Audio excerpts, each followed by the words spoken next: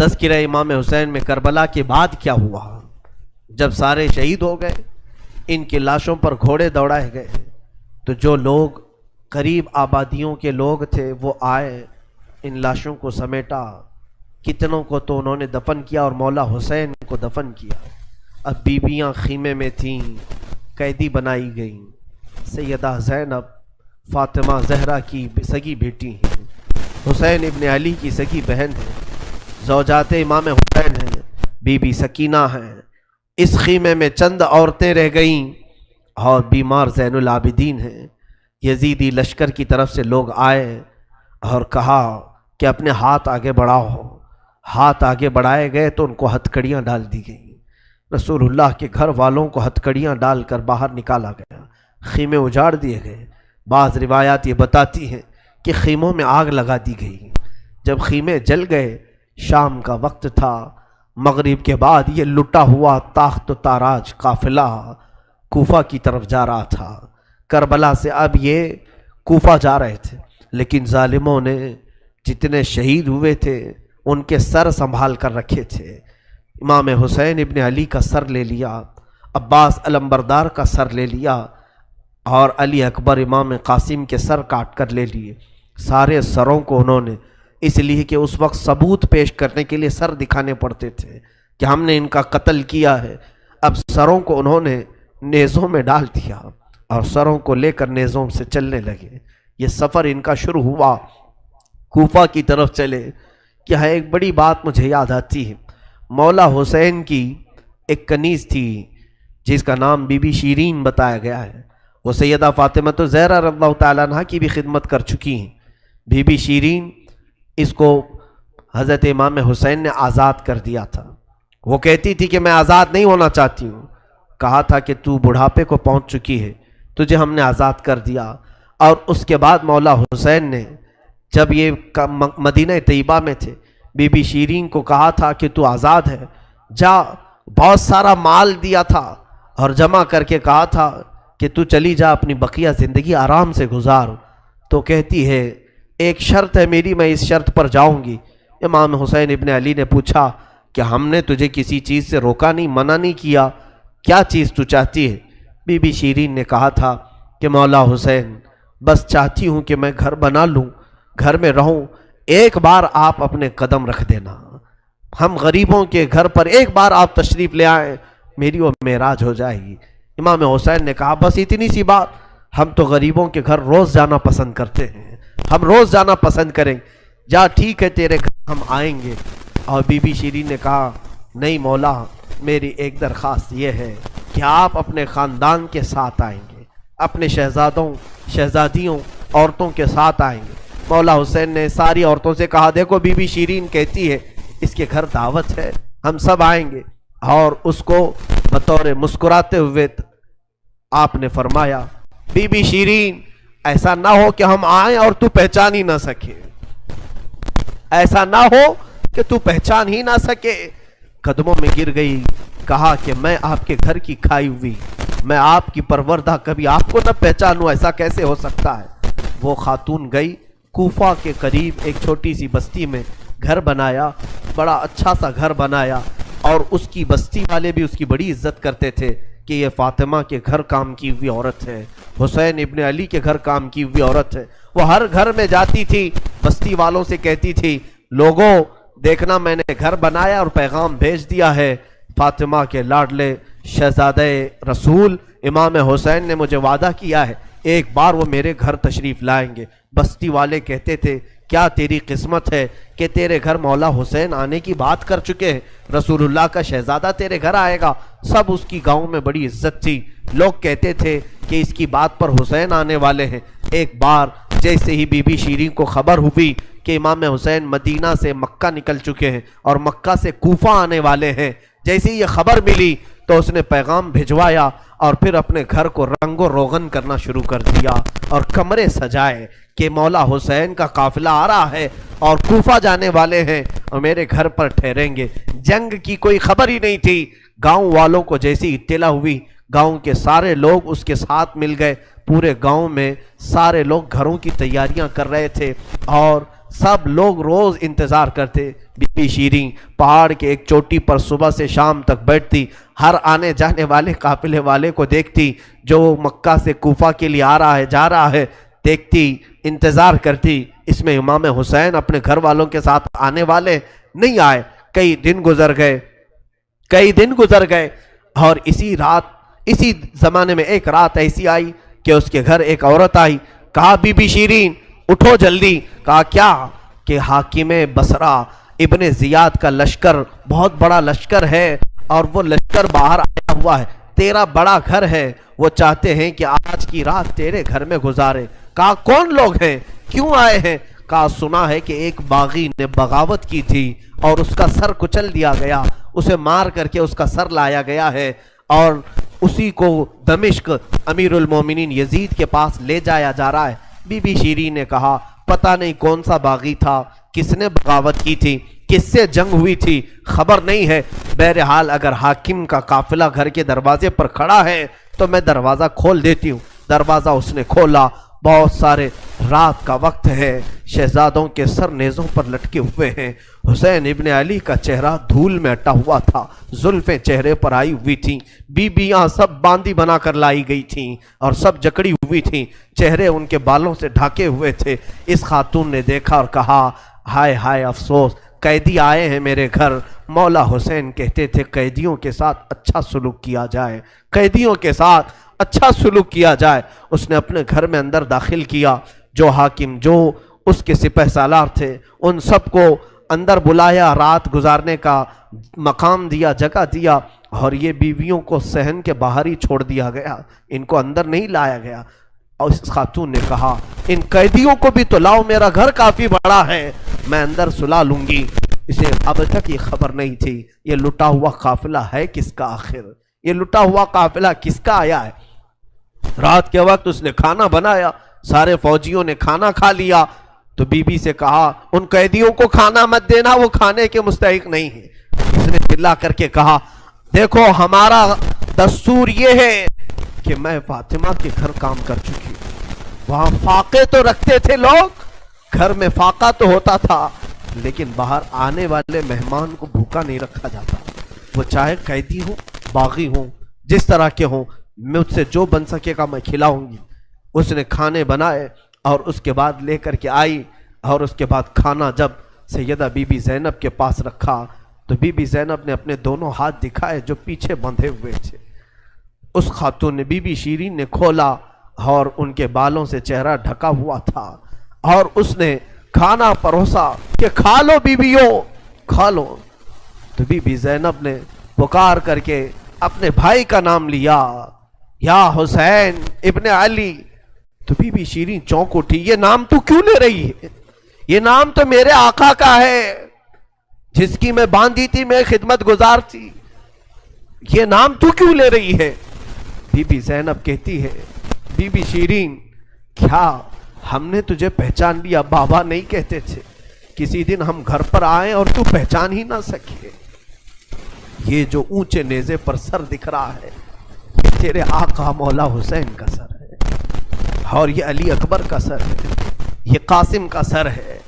Be be زینب پکارتی گئی، be be شیریں نے دیکھا اور پکار کر کے کہا مولا کیسی مہمان نوازی کا وقت تم نے دیا، کیا اس طرح بھی کوئی مہمان بنتا ہے کسی کے گھر؟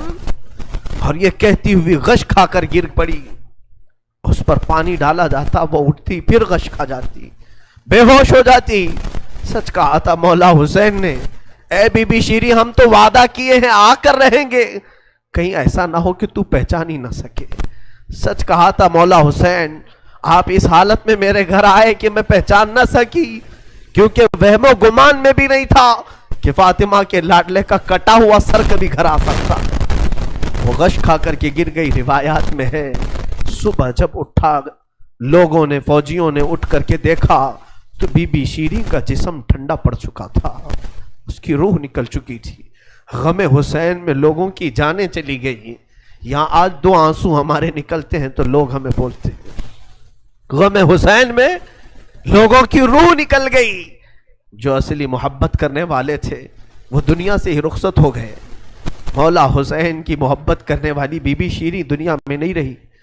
کہا آخری جملے اس کے یہ تھے، گھر بڑی آن شان سے اس لیے بنایا تھا کہ ایک بار مولا قدم رکھیں گے، اب انہوں نے قدم رکھ دیا تو اب جینے میں کوئی مزہ نہیں ہے، اب میری زندگی کی تمنا پوری ہو گئی ہے۔ اس کے بعد یہ قافلہ نکلا، کوفہ کی طرف جا رہا تھا، ابن زیاد تک پہنچنا تھا، حاکم بصرہ حاکم کوفہ عبید اللہ بن زیاد کے پاس۔ یہ قافلہ جانے سے پہلے کئی منزلوں پر رکا، دوسری رات آئی تھی، دوسری رات ایک گرجا گھر کے پاس ان کا قیام ہوا، وہ ایک عیسائی کا گرجا تھا، وہاں پر قیام ہوا۔ عیسائی نے دیکھا کہ بہت سارے کٹے ہوئے سر آئے، اس نے بھی اپنے چرچ میں رکنے کی اجازت دی تھی۔ ہائے افسوس، عیسائی بھی رحم کھا رہے ہیں، کیسے وہ مسلمان تھے جو رسول اللہ کے گھر والوں پر رحم نہ کھا سکے۔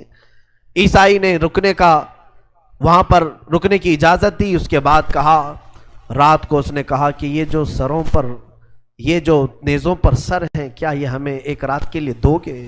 لوگوں نے کہا لے لو لے لو، لیکن امانت کے ساتھ واپس کرنا کہ یہ ہمیں دمشق پہنچانا ہے۔ اس نے سر حسین کو لیا، دھول کو صاف کیا، اس لیے کہ اسے دور سے ہی اس چہرے میں کچھ چمک نظر آ رہی تھی۔ اس عیسائی راہب نے رات کے وقت دیکھا، ایک تخت پر رکھ کر کے سر حسین کا غور سے مطالعہ کرنے لگا اور اپنی پرانی کتابوں سے ملانے لگا۔ پرانی کتابیں پڑھتا تھا اور چہرہ دیکھتا تھا، بار بار دیکھتا تھا، پھر چیخ کر کے کہا، ہاں میں اپنے مقام کو پہنچ گیا، اس لیے کہ مقدس کتابوں میں لکھا ہوا ہے نبی کے آخری نبی کا نواسا ظلمن قتل کیا جائے گا اور اس راستے سے جائے گا، اور یہاں کی گرجا میں اگر رکے تو گرجا میں جو خدمت گزار ہے وہ اس کی خدمت کرے، مولا اسے جنت عطا کرے گا۔ وہ عیسائی راہب کہتا ہے وہ چہرے میں ساری علامتیں جو کتابوں میں لکھی یہی ہیں، وہ ایمان لے آیا، کلمہ طیبہ پڑھا، اسلام قبول کیا، رات میں اس کی دنیا بدل گئی۔ میرے عزیزو، اسی کو کہا جاتا ہے اسلام زندہ ہوتا ہے ہر کربلا کے بعد۔ حسین کے انتقال کے بعد بھی اسلام پھیل رہا، ایمان دوسروں کو بانٹ رہے ہیں۔ صبح تک اس گرجا میں رکے، پھر دن پورا گزارے اور شام کے وقت ٹھنڈے وقت میں کوچ کرنے کا ارادہ کیا، اور سر امام حسین جو ان لوگوں نے نیزے پر لیا تھا اس کو ایک جگہ گاڑ دیا، اور اس کے بعد اپنے پانی وغیرہ کے استعمال کے بعد قافلے کو کوچ کرنے کا حکم دیا۔ قافلہ آگے چلا، لیکن جو فوجی آتا سر حسین کو اٹھانے کے لیے نیزے پر، وہ تو ہلکا ہو چکا تھا لیکن وہ زمین میں ایسا گڑ چکا تھا کہ اٹھتا نہیں تھا، کسی سے ہل نہیں رہا تھا۔ بہت لوگوں نے کوشش کی، پھر آ کر کے انہی ظالم یزیدیوں نے بی بی زینب سے کہا، اے خاتون، یہ تمہارے بھائی کا سر زمین پر ایسا جمع ہوا ہے، ہٹتا نہیں ہے، آگے بڑھنا ہے ہمیں، یہ ہٹتا نہیں ہے۔ بی بی زینب نے غور سے دیکھا اور کہا، قافلے میں دیکھ لو سب ہیں یا نہیں، قافلے میں سب ہیں یا نہیں۔ دیکھا گیا تو بی بی سکینہ قافلے میں نہیں تھی، قافلے میں موجود نہیں تھی۔ بی بی زینب نے کہا، وہ میرا غیور بھائی ہے، اپنے خاندان والوں کو چھوڑ کر کہیں جاتا نہیں تھا، اپنی بچی کا غم ہوگا، آگے نہیں بڑھتا، تلاشو سکینہ کہاں ہے۔ لوگوں نے ڈھونڈنا شروع کیا، پہاڑ کی ایک چھوٹی سی چوٹی پر وہ بیٹھی ہیں اور ایک خاتون کی گود میں بیٹھی ہیں، کوئی ایک خاتون ہے، اسے سہلا رہی ہے، تھپکیاں دے رہی ہیں۔ بی بی سکینہ 9 سال کی عمر میں ایک بڑی معزز خاتون کی گود میں ہچکیاں لے لے کر رو رہی ہیں اور کچھ باتیں کر رہی ہیں۔ بی بی زینب نے دور سے دیکھا، خاندان کی کچھ عورتیں اور آئیں، پکارا، سکینہ جانے کا وقت ہو گیا، تم یہاں کیا کر رہی ہو؟ دوڑ کر کے جیسی سکینہ کے قریب آئے تو دیکھا نہ وہاں عورت تھی نہ کوئی خاتون تھی۔ سکینہ کو اٹھایا، کیا کر رہی تھی تم یہاں، کیسے آئی، کون عورت کس سے بات کر رہی تھی؟ سکینہ نے کہا، میں جانتی نہیں تھی، یہاں حاجت کے لیے آئی تھی، اچانک ایک خاتون نمودار ہوئی، اس نے مجھے گود میں اٹھایا، بوسے دینا شروع کیا، میرا ماتھا چوما، میں نے پوچھا کہ تو کون ہے؟ تو اس نے کہا، اے بچی تو نہیں جانتی، میں تیری دادی فاطمۃ الزہرا ہوں، میں فاطمۃ الزہرا ہوں، رسول اللہ کی شہزادی ہوں۔ میں اپنی دادی کے گود میں سو گئی، بڑا نرم گود تھا، بڑی ان کی نازک ہاتھ تھے، اور وہ مجھے سہلا رہی تھی اور مجھ سے پوچھ رہی تھی کہ کیسے کربلا میں کیا کیا ہوا، سنا بچی؟ میں علی اصغر کی شہادت دادی کو سنا رہی تھی، علی اکبر کیسے قتل ہوئے دادی کو سنا رہی تھی، ان کے آنسو بہتے تھے اور میرے جسم پر گرتے تھے، اور میں نے کربلا کی ساری داستان اماں فاطمہ کو سنا رہی تھی۔ سیدہ زینب کی چیخ نکل پڑی کہ ماں فاطمہ اب بھی بے قرار ہے، اس لیے کہ حضرت امام مسلم فرماتے ہیں، ایک بڑے بزرگ ہیں، تابعی ہیں، کہتے ہیں میں نے خواب میں دیکھا ایک بوڑھی خاتون کو، کربلا کا یہ منظر جو تھا 10ویں محرم کو ہوا، 9 محرم کو خواب دیکھیں یا عاشورہ کی رات کو انہوں نے خواب دیکھا، کہتے ہیں ایک بوڑھی عورت ہے، بڑی عمر والی عورت ہے، جبہ اس کے سر پر پڑا ہوا ہے، جھاڑو لے کر میدان جھاڑ رہی ہے، پورا میدان جھاڑا۔ تو یہ امام مسلم فرماتے ہیں میں نے دور سے پکار کر کے کہا بی بی کون ہو آپ، یہ میدان کیوں جھاڑ رہی ہو؟ انہوں نے پلٹے بغیر کہا اے شخص میں رسول اللہ کی بیٹی فاطمہ الزہرا ہوں، یہ میدان کربلا ہے، میں یہاں جھاڑ رہی ہوں اس لیے کہ کل میرا لاڈلا یہاں گرنے والا ہے، کہیں کوئی نوکیلی کنکر اس کے جسم میں نہ چبھ جائے، مجھے درد ہوگا اگر حسین کو کوئی زمین کی کنکریاں چبھیں، میں صاف تو کر لوں۔ فاطمہ الزہرا کا غم ہم نہیں جان سکتے میرے عزیز، احساس نہیں کر سکو گے، غم کی داستانیں بڑی ہیں، بہت ہیں، واقعات سنانے کے لیے میرے پاس وقت نہیں ہے، میں سمیٹتا ہوں۔ عزیزان گرامی، یہ تاخت و تاراج قافلہ، یہ اسیران اہل بیت کوفہ پہنچے ابن زیاد کے محل میں، ابن زیاد نے دیکھا حسین ابن علی کو تانے مارنے لگا، کہا کہ تم نے بڑا غلط کیا، تم نے یزید کے خلاف خروج کیا، بغاوت کیا، اور اس کے بعد بہت ساری بے حرمتی کرنے کے بعد اس قافلے کو اس نے دمشق روانہ کیا۔ دمشق ملک شام کی راجدھانی، آج بھی ملک شام میں جس کو انگلش میں دمسکس کہا جاتا ہے، دمشق ہے وہ اصل۔ دمشق میں جب یہ قافلہ پہنچنے لگا وہاں کے حالات الگ تھے، بازار شام پر لعنت ہو، بازار شام پر کا برا ہو، وہاں شام کا بازار سجایا گیا تھا، گھر گھر وہاں سجائے گئے تھے، اور لوگوں میں یہ جشن کا ماحول تھا کہ آج باغیوں کے سر لائے جا رہے ہیں اور قیدیوں کو جکڑ کر کے ملک شام خلیفہ وقت یزید کے دربار میں پیش کیا جا رہا ہے۔ لوگ چھتوں پر چڑھ چکے تھے یہ منظر دیکھنے کے لیے، یہ علم جو اٹھا کر کے آ رہے تھے لوگ قافلے یزید میں، یزیدی لشکر جو کوفہ سے دمشق داخل ہو رہا تھا، دمشق کے دروازے پر یہ قافلہ پہنچا ہے، سر امام حسین کو نیزے پر لے کر، علی اکبر، امام قاسم، عباس کا سر لے کر یہ لوگ پہنچے ہوئے ہیں۔ ابھی ملک شام کے بازار میں دیکھا اچانک طبلے بجنا شروع ہو گئے، ڈھولوں کی آوازیں بلند ہو گئی، باجے شروع ہو گئے اور بہت زیادہ بانسریاں بجنے لگیں، اور اس جشن کے ماحول میں اس قافلے کو لایا جا رہا ہے۔ آگے لوگ ناچتے ہوئے جا رہے ہیں، کھیلتے ہوئے جا رہے ہیں کہ فتح مبین یزید کا اچھا ہو، جے جے کار لگ رہی تھی۔ خاندان اہل بیت کو قیدی بنا کر کے لایا گیا ہے۔ میرے عزیزوں، اس خاندان اہل بیت کے ساتھ وہاں جو معاملات ہوئے، کئی لوگ تھے جو دیکھنے کے لیے دور دور سے آئے تھے۔ ایک صحابی ہیں، وہ کہتے ہیں میں تجارت کے لیے گیا تھا تو مجھے خبر ہوئی کہ آج اہل بیت کا قافلہ یہاں آ رہا ہے، تو میں دوڑتا ہوا پہنچا، اور جیسے ہی میں نے دیکھ کر کے میں ضبط نہ کر سکا، وہ چہرہ آج نیزے پر تھا جو کبھی میرے مصطفیٰ کے کندھے پر ہوا کرتا تھا۔ وہ صحابی کہتے ہیں ان کے لبوں پر میرے آقا اپنے ہونٹ رکھا کرتے تھے، ان کی گردن کو سونگھا کرتے تھے۔ وہ حسین کی گردن کو انہوں نے تلوار سے الگ کیا ہوا تھا اور نیزے پر لا رہے تھے۔ وہ صحابی دوڑتے ہوئے آئے، کہا میری زندگی کا برا ہو میں حسین کا ساتھ نہیں دے سکا، میں حیدر کے گھر والوں کا ساتھ نہیں دے سکا۔ بچیاں تھیں جو قیدی بنا کر لائی گئی تھیں، دوڑ کر کے وہ صحابی آئے اور بی بی سکینہ کے پاس آئے، ننھی سی 9 سال کی عمر کی بچی بھی قیدی بن کر آئی، دوڑ کر کے ساتھ قریب آئے، پوچھا کہ بچی میں تمہارے غم میں برابر کا شریک ہوں، میں بھی تمہارے غم میں ساتھ ہوں، اہل بیت کا میں وفادار ہوں۔ انہوں نے توجہ نہیں کی، اس لیے کہ بی بی سکینہ کہتی ہیں ہم تو دنیا سے مایوس ہو چکے تھے، ہم نے کٹنے کے وقت کسی کو آتے ہوئے نہیں دیکھا، اب تماشا دیکھنے کے لیے بہت سارے لوگ آتے ہیں، توجہ نہیں کی۔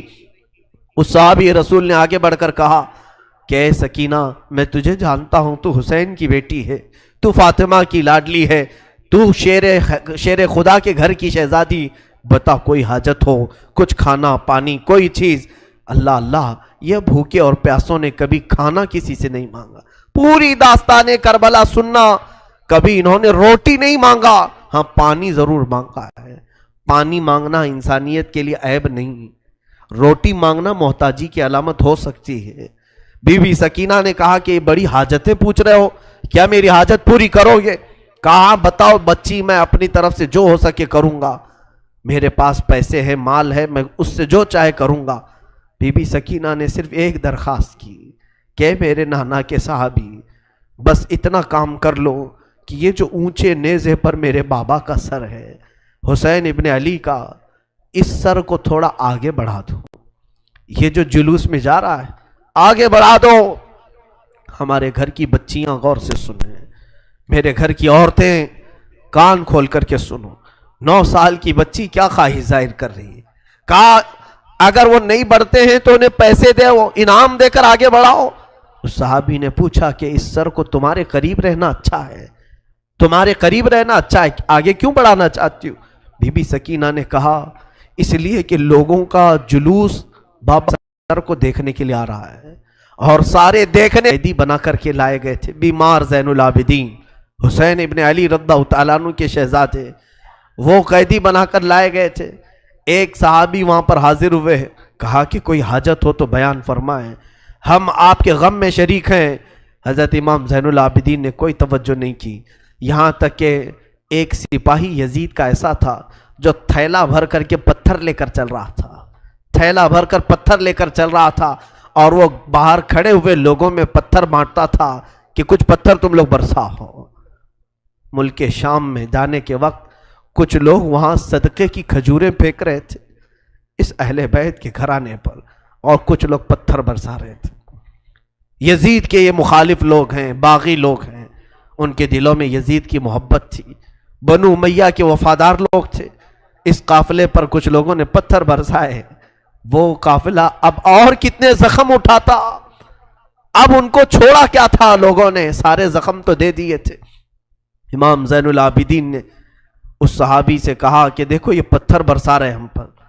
اس صحابی نے تلوار کھینچ لی اور اس کو قتل کرنے کا ارادہ کیا. آپ نے منع کیا, رک جاؤ رک جاؤ, اس لیے کہ بہت سارے قتل میں نے اپنے بابا کے دیکھے, اور وہاں کوئی بھی اپنی تلوار لے کر ہمارے مدد کے لیے نہیں آ سکا.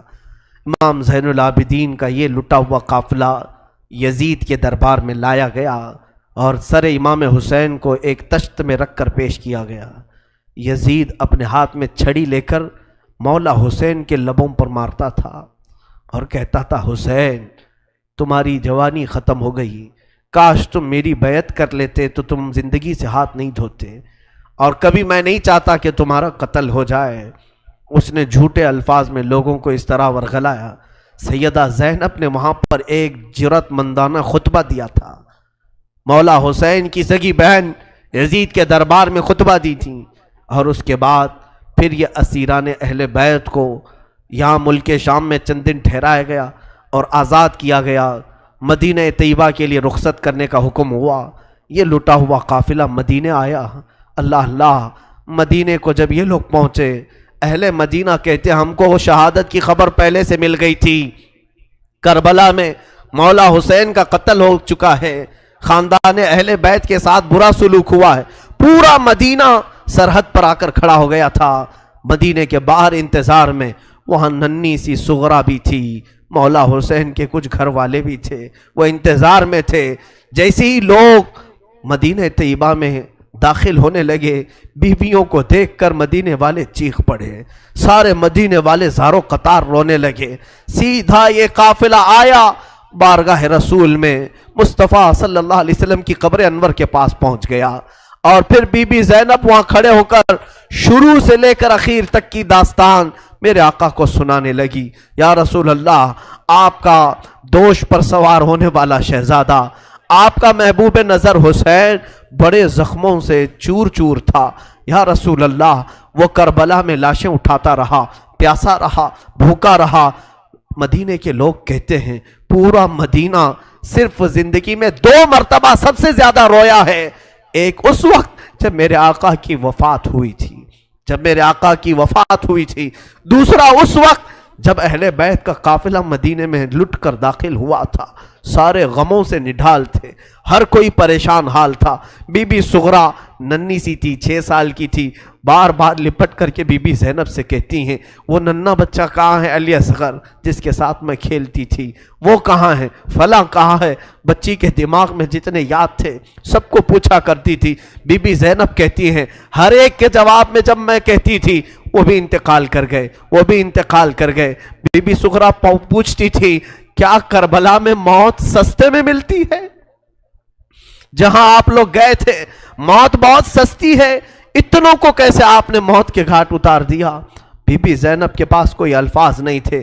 امام زین العابدین کا زندگی بھر یہ حال تھا۔ اللہ اکبر! زین العابدین وہ تنہا شہزادے ہیں میرے مولا حسین کے جو پھر 95 ہجری تک باحیات رہے۔ امام حسین کی شہادت ہونے کے بعد 61 ہجری میں جو شہادت ہوئی اس کے بعد سے سن 95 ہجری تک آپ باحیات رہے، لیکن روتے روتے آنکھوں کا پانی سوکھ گیا تھا۔ لوگ کہتے ہیں امام زین العابدین کو ہم لوگ دیکھتے تھے، کبھی وہ روتے تھے تو دونوں آنکھوں سے خون نکل آتا تھا۔ لوگ پوچھتے کہ مولا زین العابدین سجاد آپ اتنا کیوں روتے ہیں؟ کہتے ہیں کیا تم میری ہنسی کی تمنا رکھتے ہو؟ جس کے سامنے اس کے بھائیوں کو، اس کے گھر والوں کو، اس کے باپ کو کاٹا گیا ہے، اس کے گھر والوں کو کاٹا گیا ہے۔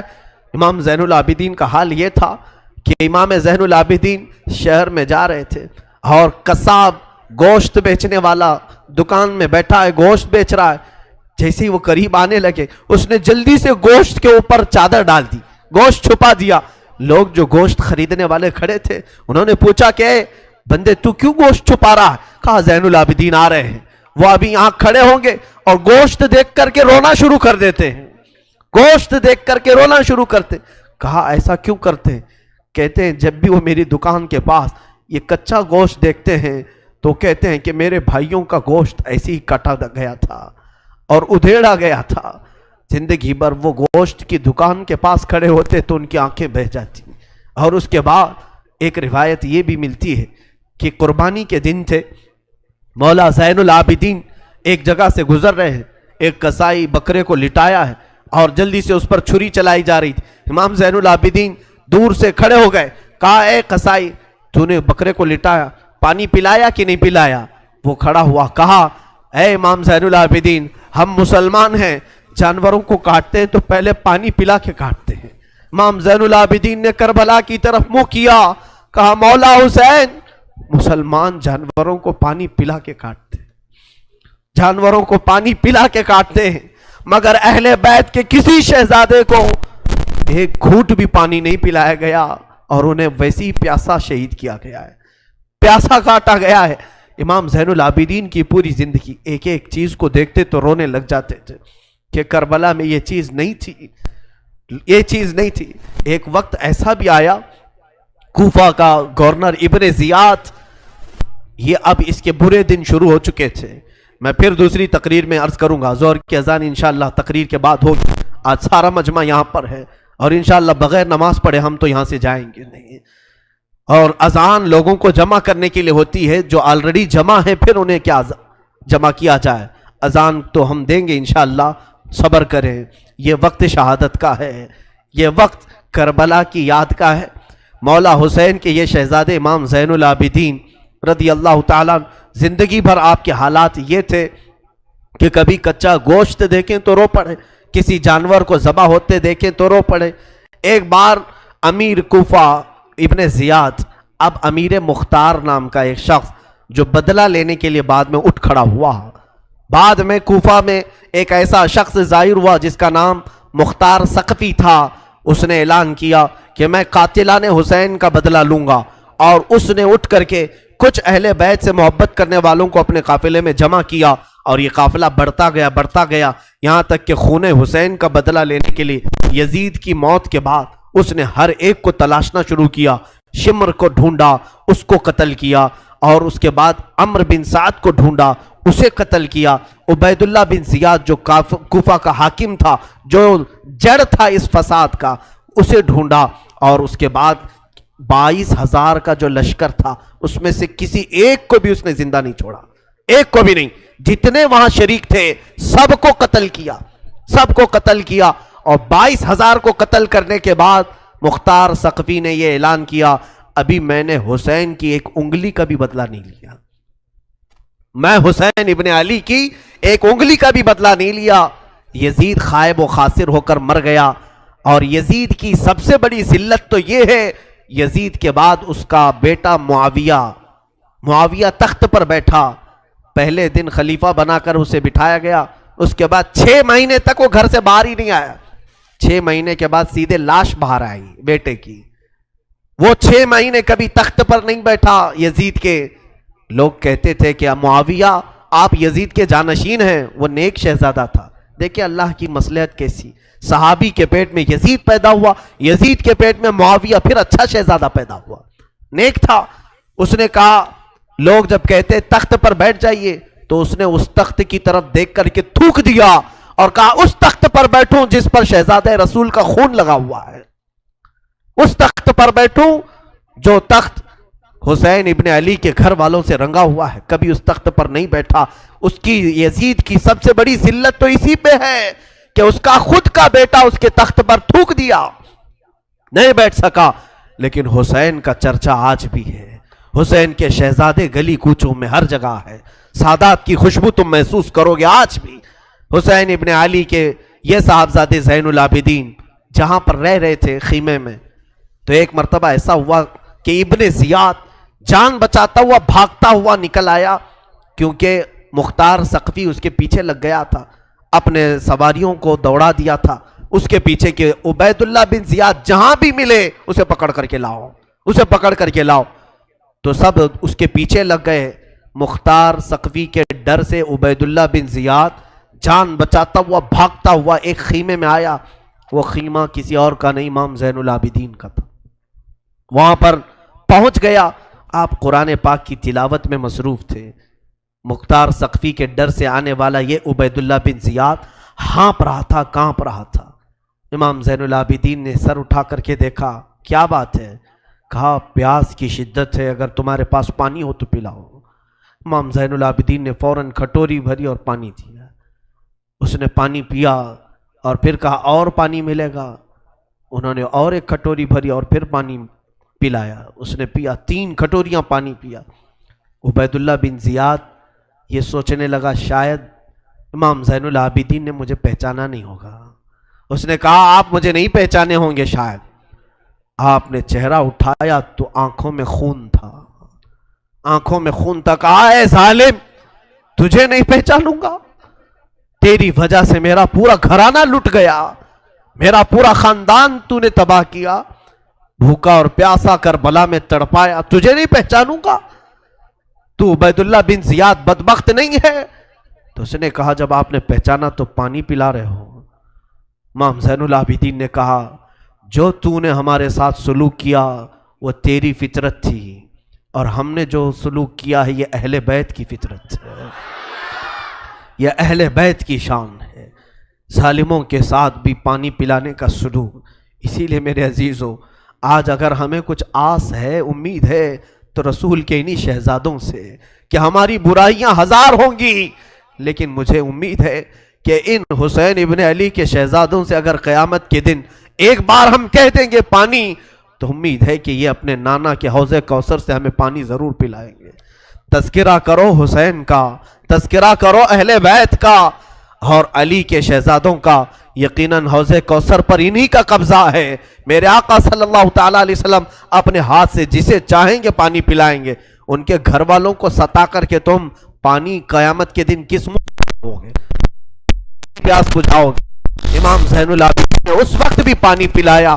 میرے عزیزوں، اس کے بعد ایسا نہیں کہ اسلام ختم ہو گیا، امیہ کی خلافت چلتی رہی، یزید کے بعد اس کا بیٹا معاویہ کے انتقال کے بعد پھر مروان حاکم بنا، مروان کی حکومت چلی، پھر اس کے بیٹے آئے تقریباً 90 ہجری تک، اور اس کے بعد 105 ہجری تک اسی امیہ خاندان نے خلافت کی باغڈور سنبھالی۔ اس کے بعد عباسی خلافت کا دور شروع ہوا، جو بنو عباس کہلائے، وہ اہل بیت سے محبت کرنے والے تھے، اتنے زمانے تک بھی اہل بیت کے ساتھ برا سلوک ہوتا رہا۔ امیہ کے پورے جتنے خلفاء آئے انہوں نے اہل بیت کے ساتھ کوئی اچھا سلوک نہیں کیا. امام باقر کے ساتھ، امام جعفر صادق کے ساتھ، امام موسیٰ کاظم کو 12 سال تک قید میں رکھا گیا تھا، ان کو زہر پلایا گیا تھا، کوڑے مارے گئے تھے. یہ اماموں کے ساتھ برا سلوک تقریباً 100 سال تک چلتا رہا. اور ایسا نہیں، رسول کا گھرانہ آج بھی لٹانے پر قربان ہے. آج بھی اگر کوئی بات آ جائے تو دیکھنا رسول اللہ کی جو اصلی آل ہوں گے، اصلی اولاد ہوں گے، وہ قیادت کے لیے آگے بڑھیں گے اور اپنا سر بھی پیش کریں گے. ہندوستان کی فتح میں سلطان محمود غزنوی کے قافلے میں 2 شہزادے ایسے تھے کہ یہ قلعے کے پھاٹک پر، یہاں جب سلطان محمود غزنوی حملہ کے لیے آتے تھے، ہاتھیوں کو دوڑاتے تھے، اور جو قلعہ تھا یہاں ہندوستان کا جس کو فتح کرنا تھا، اس قلعے کے پھاٹک پر نوکیلے کیل لگے ہوئے تھے، ہاتھیوں کے سروں میں گھس جاتے تھے تو وہ ہاتھیاں چیخ کر کے پیچھے آ جاتی، قلعہ فتح نہیں ہوتا تھا.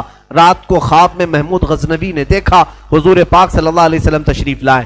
محمود غزنوی بادشاہ ہے، پوچھا یا رسول اللہ ہندوستان فتح کیسے ہوگا؟ میرے آقا نے فرمایا تیری فوج میں میرے 2 شہزادے ہیں، ان سے مشورہ لے، وہ جو کہیں گے تو اس پر عمل کر.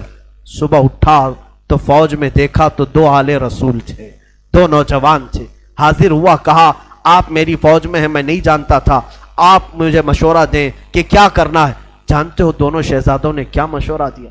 پہلے وعدہ لیا سلطان جو ہم کہیں گے اس پر عمل کرنا ہوگا. کہا بالکل عمل کروں گا. کہا بات در حقیقت یہ ہے جب تم ہاتھیوں کو دوڑاتے ہو یہ قلعے کا پھاٹک توڑنے کے لیے، اس قلعے پر نوکیلے کیل لگے ہوئے ہیں، وہ ہاتھیوں کے سر میں گھس جاتے ہیں، اس وجہ سے ہاتھی توڑ نہیں پاتے. کل صبح جب حملے کے لیے تم ہاتھیوں کو تیار کرو، ایک کام کرنا، ایک ہاتھی کے سر پر مجھے باندھنا، دوسرے ہاتھی کے سر پر میرے بھائی کو باندھنا. یہ دونوں شہزادوں نے کہا. محمود غزنوی تڑپ گیا، کانپ گیا، قیامت کے دن میں کیا جواب دوں، اور وہ منہ چھپا کر بھاگ آیا. دونوں شہزادے باہر آئے اور فوجیوں کو حکم دیا ہاتھیوں کے سروں پر ہمیں باندھا جائے. وہ خود انہوں نے ہاتھیوں کے سروں پر اپنے آپ کو باندھا. ہاتھی دوڑائے گئے اور ہاتھی دوڑ کر جیسے ہی قلعے کے دروازے پر ٹکر مارا اور وہ نوکیلے کیل انہی شہزادوں کے سینوں میں ایسے پیوست ہو گئے، اتنی تیزی سے چپ گئے کہ دونوں کی لاشیں انہی پھاٹک پر لٹکی رہ گئی اور وہ دروازہ ٹوٹ کر کے گر گیا اور ہندوستان میں اسلام کا پرچم لہرایا گیا تھا. یہاں پر بھی خون آل رسول ہے. میرے عزیزوں، یہ اہل بیت کے دم قدم سے ہم آج اسلام کی بہاریں دیکھ رہے ہیں. یہ سارا صحرا ان قربانیوں کو جاتا ہے. آج ہم نے تذکرہ امام حسین کیا. کچھ ذمہ داریوں کی بات اخیر میں کر جاؤں. آج جتنے بھی جوان یہاں حاضر ہیں میں حسین کا انہیں واسطہ دیتا ہوں، حسین کے لاڈلوں کا واسطہ دیتا ہوں. خیرت کرو، اب شرم کرو. اب تمہاری زندگی گزارنے کے وہ طریقے نہیں ہونا چاہیے جس طریقوں پر تم آج جی رہے ہو. آج تمہارے چہروں پر نہ حسین کی کوئی علامت ہے، نہ کربلا والوں کی کوئی علامت ہے. اے میرے عزیز بچوں، اے میری ماں اور بہنوں، اٹھو. کربلا والوں سے اگر تم محبت کرتے ہو تو آج علم حسین لو. اور علم حسین کا نام مپنجا نہیں بلکہ در حقیقت علم حسین قرآن مجید کا نام ہے. تم اپنے ہاتھوں میں اس مصحف پاک کو اٹھاؤ. کیا تم نہیں دیکھتے سر امام حسین بھی تلاوت کر رہا تھا جب دمشق کے بازار میں حسین کا سر لایا گیا تھا؟ اس وقت بھی لوگوں نے دیکھا نیزے کے اوپر سے امام حسین کے لبوں سے یاسین مبارکہ کی تلاوت کی آواز آ رہی تھی.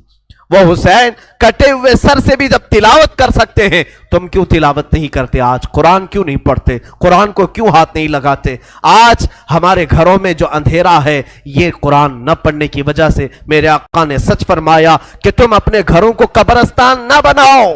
جس گھر میں قرآن نہیں پڑھا جاتا اس گھر کو کہا گیا یہاں میتیں رہتی ہیں، یہاں مردے رہتے ہیں. کتنے گھروں میں قرآن پڑھا جا رہا ہے؟ مردوں کا گھر بنائے ہو. بچیوں کو بٹھاؤ، بچوں کو بٹھاؤ، قرآن ان کے ہاتھ میں دو، قرآن کی طرف توجہ کرو. اگر ایک بار پھر پلٹ آئی یہ امت تعلیمات اسلام کی طرف، مجال ہے کہ کوئی تمہاری طرف آنکھ اٹھا کر کے دیکھے. میں یہ چیلنج کے ساتھ کہتا ہوں تمہارے پاس ایمان کی جو دولت ہے پوری دنیا چھان مارو گے یہ دولت کسی قوم کے پاس نہیں ہے، کسی کے پاس نہیں. تمہارے پاس محبت رسول ہے، تمہارے پاس محبت علی ہے، تمہارے پاس محبت حسین ہے، تمہارے پاس اولیاء کاملین کے کردار ہیں، تمہارے پاس ساری علامتیں تبرکات ہیں.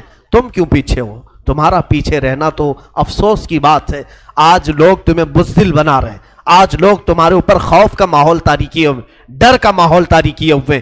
شاید یہاں تم نے دیکھا بھی ہوگا ہزاروں تقریریں ہیں، میں اپنی تعریف کے لیے نہیں کہہ رہا ہوں، ہزاروں خطبہ ہیں، چند ہی بولتے ہوں گے لوگ، اس لیے کہ خطبہ واعظین مقررین کی زبانوں کو بھی بند کرنے کی کوشش کر رہے ہیں. کتنے تو مجھے بولتے ہیں یوں نہ بولو مولانا، بہت جلدی گرفتار ہو جاؤ گے، بہت جلدی جیل میں چلے جاؤ گے، حکومت کی تمہارے اوپر نظر ہے، ڈپارٹمنٹ میں تمہارے ریکارڈ ہیں، بہت ساری باتیں ہیں. میرے عزیزوں، ایک طرف میرے پاس یہ امت مصطفیٰ بھولی بھٹکی ہوئی قوم ہے، ایک طرف میرے آقا کی قرآن عظیم ہے اور حسین اعظم کے کربلا کے واقعات ہیں. مجھے بتاؤ، کیا حسین ابن علی کا سامنا قیامت کے دن نہیں کرنا ہوگا؟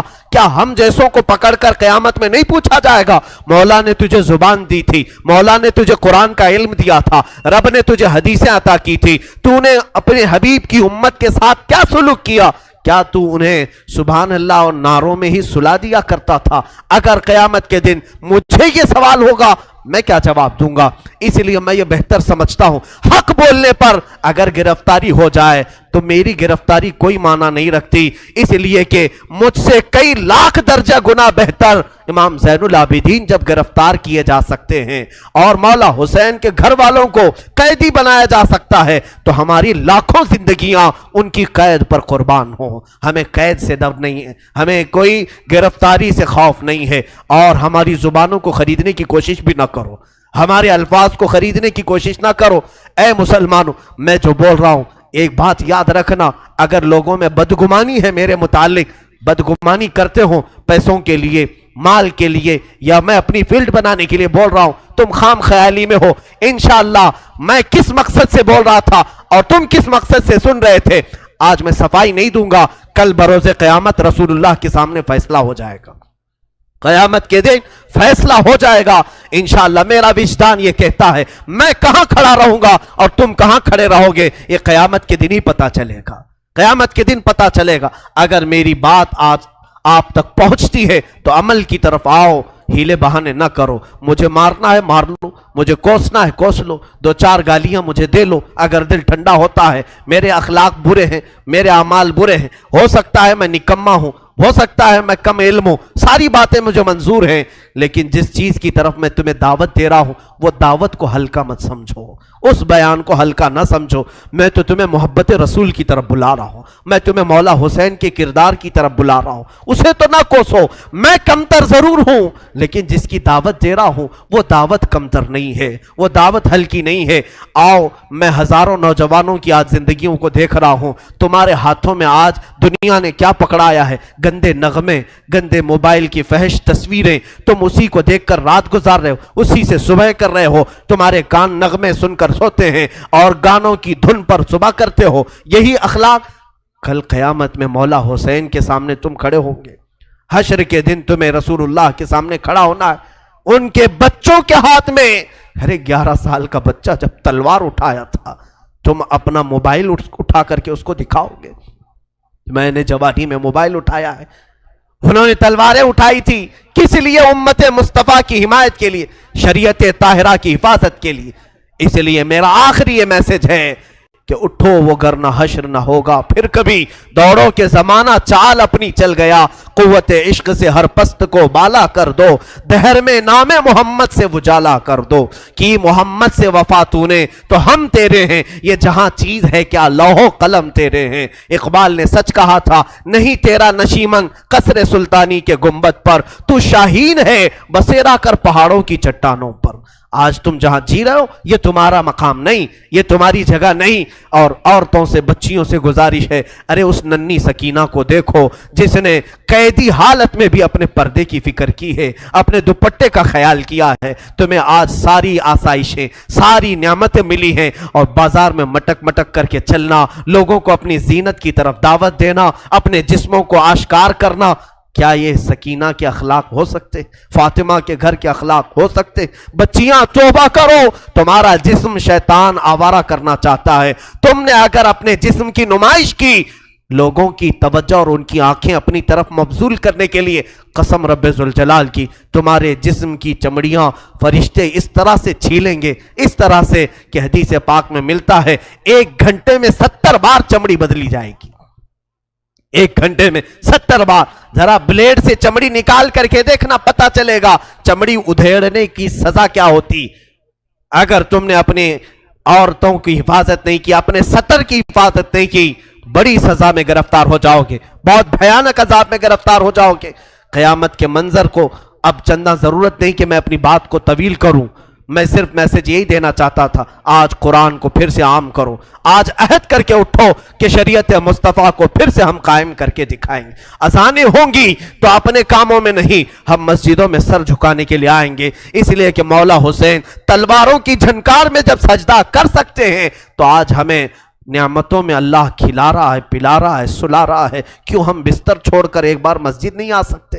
ہم اپنی دکان چھوڑ کر مسجد نہیں آ سکتے؟ ہم اپنا کام چھوڑ کر مسجد نہیں آ سکتے؟ میرے عزیزو, اگر مسجد نہ ملے, جہاں میسر ہو سجدہ کر لو, جہاں موقع ملے اپنی نماز کمپلیٹ کر لو. اس لیے کہ قیامت کے دن یہ اگر تمہاری کچی رہی تو سارے معاملات میں پھنس جاؤ گے. جس کی نمازیں نکل گئی پھر وہ ہر چیز میں نکل جائے گا انشاءاللہ العزیز. آخر میں انشاءاللہ العزیز اذان کے بعد میں دو چند آپ کے سامنے اعلانات پیش کروں گا. بارگاہ الہی میں دعا ہے, مولا کریم کہنے سننے سے زیادہ عمل کی توفیق عطا فرمائے. اے رب قدیر, آج جو بھی شہادت امام حسین کا تذکرہ ہوا, اے ذوالجلال خدا, ہم سب کی آوازوں کو تو سن رہا ہے, ہمارے آہو بکا کو تو جانتا ہے. ہم غم حسین میں آج بیٹھے ہیں تیرے گھر میں, مولا جتنے یہاں حاضر ہیں سب کی حاجتیں پوری فرما دے.